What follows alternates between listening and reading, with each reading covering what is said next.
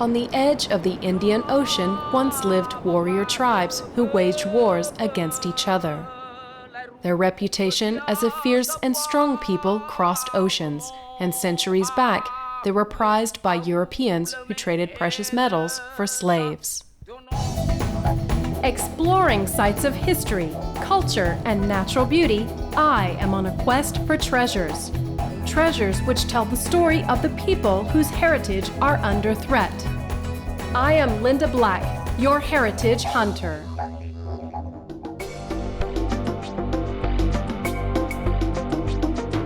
Nias, the largest of the islands off North Sumatra, are part of the Indonesian archipelago. The islands rose out of the sea after 12 million years in the confrontation between the Eurasian and Pacific tectonic plates. It is home to the Niasans, who believe they are descended from gods. For them, Nias is Tano Niha, the land of man. I have arrived in Nias via a 34-minute flight from Medan and was greeted by scenes of pristine beauty. But there is no time to linger. I have a mission to accomplish. In Nias, I have to hunt down a wise cat, unravel a code in the Nias language, and perhaps the most intriguing in this land of ancient traditions is search for something or someone called the machine.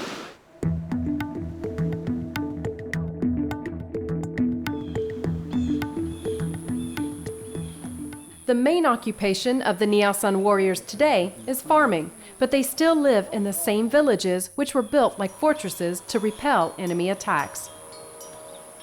Perched at a height of some 270 meters above sea level is the village of Bawah Matuluo.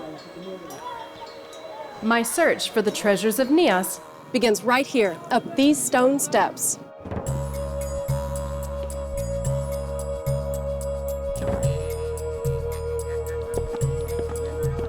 But Bawah Matuluo, which means Sun Hill, was not quite the fortress I had imagined.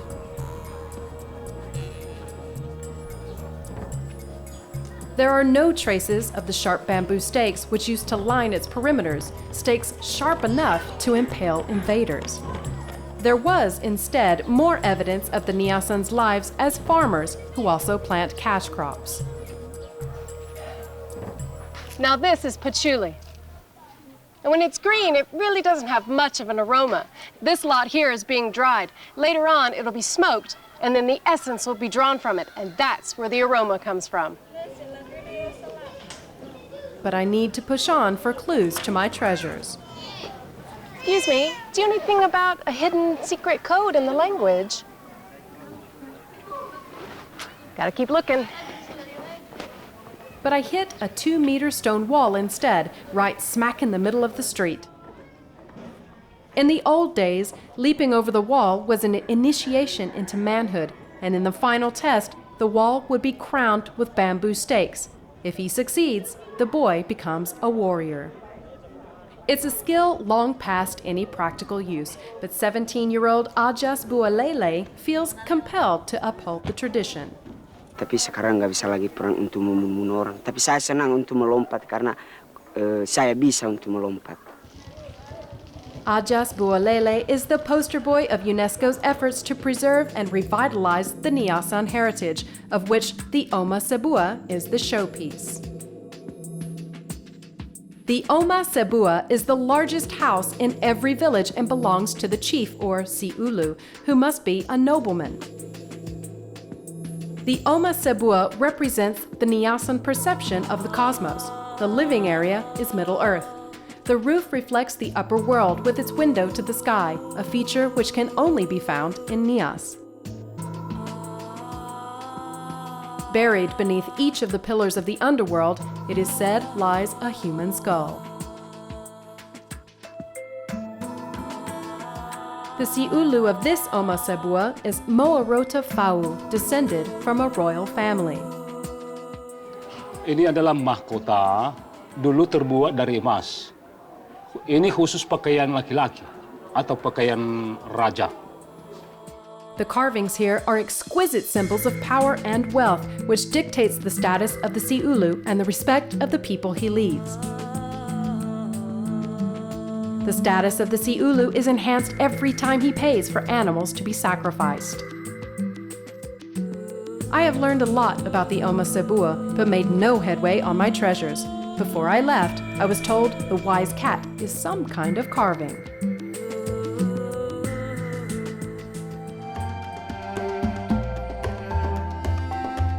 At the Museum Pustaka, Deputy Director Natalui Duha introduces me to warrior couture. The museum carries only one-off pieces. This headdress is made from the head of a hornbill, considered the biggest and strongest bird in Niasan war culture and a mark of nobility. The crocodile seems to be the preferred motif of discerning warriors for good reason. The user of the shield is like a crocodile, it's very powerful. Wow, there's lots of animals in Niasan culture. Yes, that's animal. Let me show you another stuff.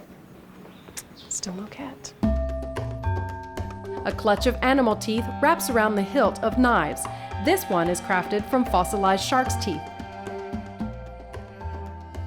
But for me, it's time to get back to the quest for the cat. Natalui Duha suggests I journey to the birthplace of the Niasans to understand their relationship with the spirits of the animal world. The road to Gomo leads me to the megalith site of Tundro Bajo. It is where legend has it that 6 gods descended and became the first men on Earth. The Niasans are animists. They believe the dead and the living have an ongoing relationship. These megaliths honor the spirits of their ancestors and the mythical creatures which inhabit their world. I'm looking for my wise cat, but everywhere I look, I am confronted by Nagas, serpent deities from Hindu and Buddhist mythology.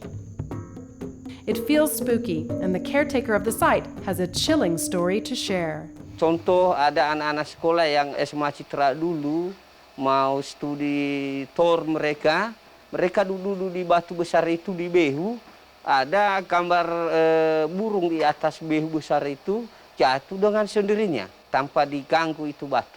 Karena dulu itu yang bisa mendirikan kampung Tudumbaho punya sakti dia. Nah, baru bisa apa dulu kampung Tudumbaho bisa berdiri. The site has been in Mr. Tela Umbanua's family for 14 generations and is in desperate need of restoration. Kalau Behu yang besar itu tidak bisa dipulihkan atau dibagusi lagi dengan tenaga manusia, hanya dengan tenaga kontrolnya itu. Kalau saya sudah meninggal, maka yang menjaga atau membersihkan kampung Tudumbaho itu atau situs Megaliths adalah anak saya atau anak famili saya yang memang sadar untuk merasa memiliki kampung Tudumbaho. And I need to call on the spirits if I'm ever to find my treasures.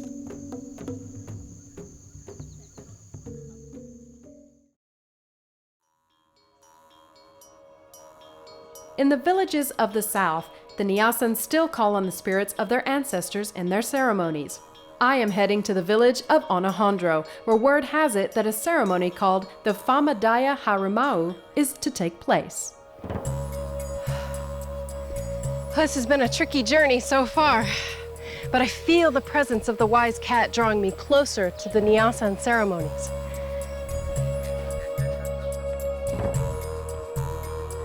Onahondro is not accessible by road, and visitors are rare.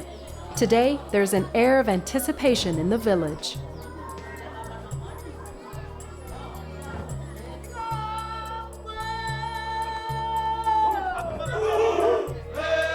What greets me is the Moga Ele, a welcome ceremony. Yahovu is a greeting of friendship. This is better than live theater. I am offered a symbolic gift of betel leaves, which Niasans chew every day just to make me feel at home.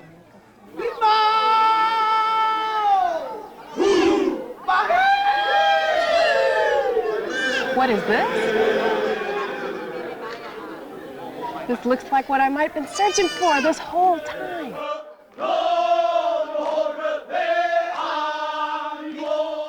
Legend has it that a fearsome creature appeared at a council meeting of tribal leaders which threatened to spill into war. It commanded the leaders to work out their differences peacefully or face the wrath of the spirits. Since then, the wise cat has come to symbolize blessings for a successful conflict resolution. My wise cat is not exactly a cat. It's got features from perhaps several different animals, but this is the representation. Cat found. One treasure crossed off. What's next? Lunch. Alejandro's welcome extended to a meal at the Oma Sebua, and I learned how parents take on the names of their children. Ama Veronica. Ama Veronica. Ama, Ina. I'm Ina, so I'd be Ina Ewan would be mine. Yeah. Ah, it's lovely. I like that. I feel very important to have so many names. Lunch was the hearty fare of warriors.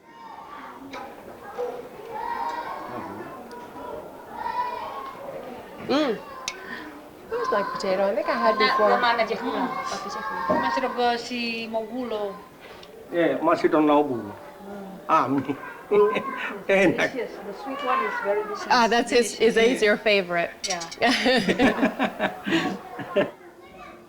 My host is Siulu Yusuf Hondro, and he has invited another nobleman to join us, which gives Rebecca Laya, a true blue Niasan who now lives in town, a chance to brush up on the native dialect. Ba sofo na mata gamada vai bolu de demi. Buru baga rami ma enoni rino rainada. Ba ira iwada ba abu suhi. Banehura ya iya buru metamane daga sito ulogo daga gowi talu sagu bulu geu badi bonia ba bulu gowi farasi. I think I'm Ba getting it. bulu gowi sali di ba fanakuno kugo de balada. Adre gama de Bible de demi ya mi tome mawai simigama akakhum. I think I can hear it. Adre bahmata ya mi tome mawai mami migakhum makha. It's very lyrical. Has something to do with the vowel sounds. Got a question for you. I think I'm understanding a pattern in the language, the Nias language. Yeah. Is it that there's vowel sounds at the end of every word? Yeah.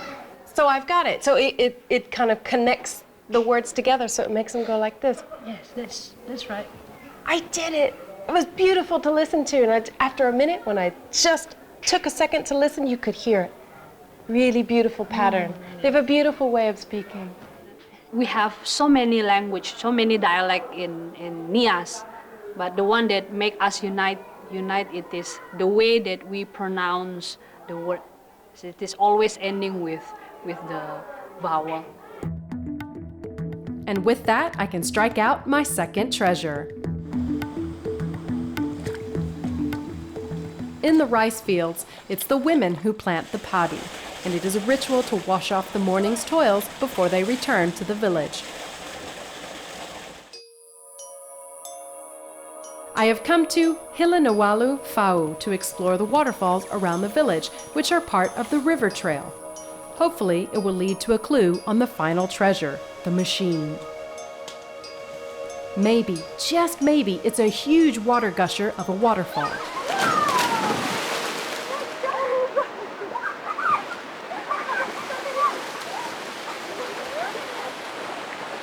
I take my lead from the children.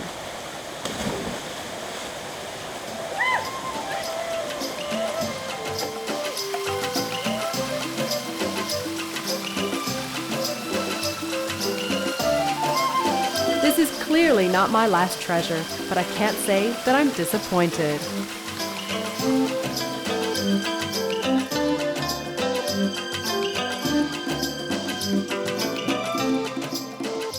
But it's time to head to Hilinawalu Fau village itself, where I become totally distracted from my mission.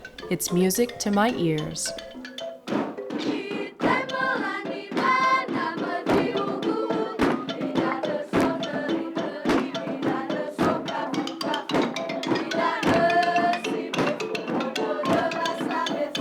UNESCO supports a program to teach the young children Niasan song and dance.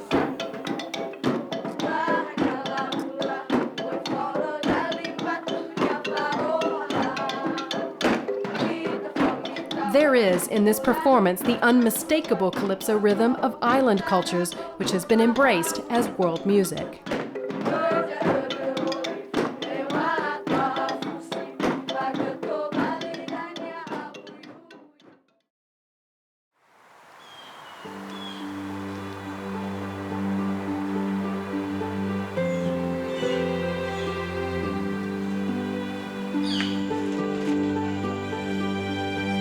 Hilinawalu Fa'u is a village attempting to overcome economic poverty while preserving the Niasan way of life. The global economy has arrived in the village, and they have to learn to harness its power. Yoga Wardana has traveled all the way from the Indonesian capital, Jakarta, to address just this issue. He has been working with the village leaders for 2 years, and he is worried.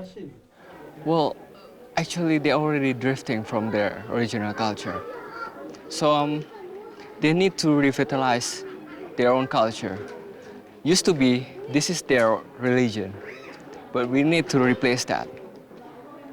We need to replace that with economic. Christianity has replaced the animist beliefs of the Niasan, but hasn't quite succeeded in supplanting its practices.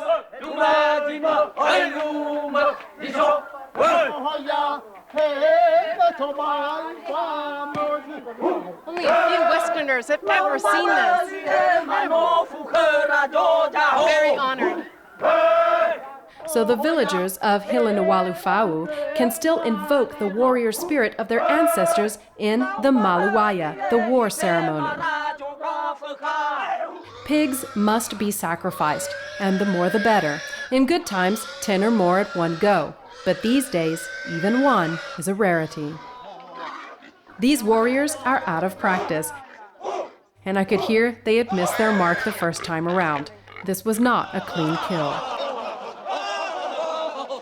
In the old days, the Maluwaya featured a cast of hundreds, but it's been downsized along with the pigs.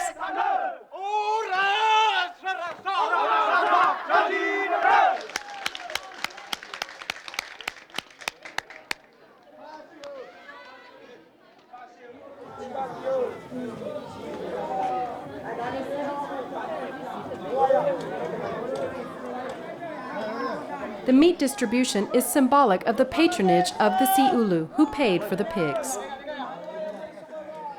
In this village of 1,000, the 2 pigs had to go a long way, especially when choice parts had to be put aside for the traditional feasting. The setting was perfect outside the Omasebua, and I was the guest of honor of the Si'ulu. And now the feast. What a spread. Now I've just been given this very special piece. This is, it's pig's blood with rice and salt and bits of the meat, and it's been stuffed into, it looks like the kidney actually. Oh, it's delicious, delicious. Is this the special food? Yeah. What's so special about it? Banyak lagi yang lain, tapi karena bahannya sekarang udah langka, nggak ada lagi. Because the ingredients now is so difficult to find in the market, so they are not make it anymore. Really? Yeah, So just only- sometimes. For the special occasion. Yeah. When was the last time that you've had it? Terakhir dihidangkan seperti ini dan saya makan dari tahun 50 sampai ke 60. In 1950, that kind of That food. kind, this kind. So this is very special. 1950, you said? Yeah. Goodness. Do you like it? Yeah. Do you miss it for so Yeah. long?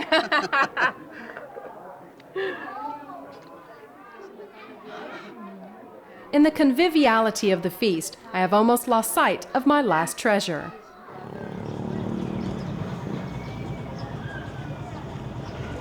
Teluk Dalam is the port town of South Nias. Nias, remote and far from the seat of government, is one of the poorest regions in Indonesia. The town is just a stopover for visitors who arrive by sea and head out to Sorake Beach, just 30 minutes away.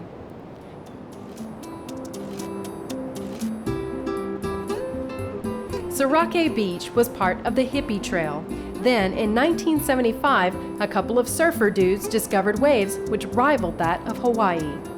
Maybe the machine is a legendary surfer.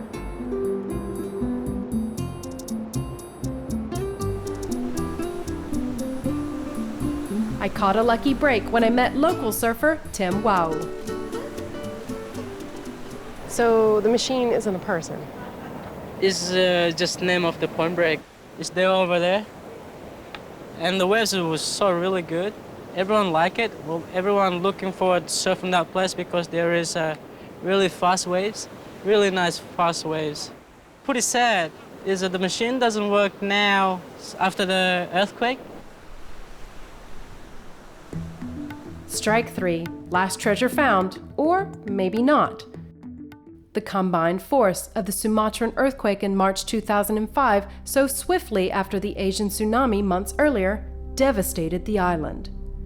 The seabeds rose, the shoreline receded, and Sorake lost the deep waters, which allowed motorboats to moor right up to its shoreline. Post-earthquake, new surfs have taken over, and according to Tim, surpasses the machine. After the earthquake, it does changes really much. Even getting better. It's a perfect, really right-hander and a more barreling, nice and clean, you know, and then pick up any swirl. And it's really interesting for every surfer. So.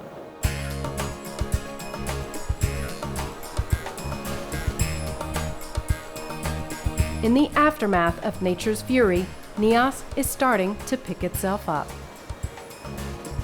Nias has a lot going for it. Sun, world-class surfing, and natural beauty.